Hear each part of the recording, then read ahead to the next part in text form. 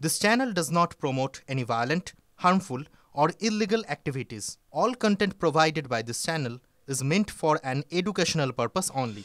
বাগদার মালিদা গ্রামে দুই বউকে নিয়ে চম্পট দেওয়ার চাঞ্চল্যকর ঘটনায় নতুন মোড়। শ্বশুর শাশুড়ি তিন মেয়েকে চায়ের সঙ্গে মাদক মিশিয়ে অচেতন করার অভিযোগ উঠেছিল দুই বৌমা এবং আরিফ মোল্লার বিরুদ্ধে। সেই ঘটনার পর এবার গ্রেপ্তার হলো বাড়ির দুই বউ। সোমবার সন্ধ্যায় পরিবারের সবাইকে অচৈতন্য করে দুই বৌমা পালিয়েছিলেন অভিযুক্তর সঙ্গে। অভিযোগ করেছিলেন স্বামী আনিসুর শেখ এবং তার পরিবার। বাড়ি ফেরার পরে দেখি মা বাবা বাচ্চা সবাই সেন্স হারিয়ে অজ্ঞান হয়ে শুয়ে আসে। তারপরে আমি ঘরেতে যেয়ে দেখি না বৌদি আসে না বউ আসে, কেউ নেই ঘরেতে। আমার একটা ছোট বাচ্চাও সেও নেই। তারপরে আমি মা বাবারে ডাকাডাকি করার পরে কোনো সারশুদ্ধ না পেয়ে আমি বাগদা হসপিটালে ভর্তি করি। ওরা বললো বিষাক্ত কিছু খাওয়ানো হয়েছে, ওই জন্যে এটা কোনো হুঁশ নেই। কে নিয়ে পালিয়েছে? আরিফ। কি করে জানলেন আরিফ নিয়ে পালিয়েছে?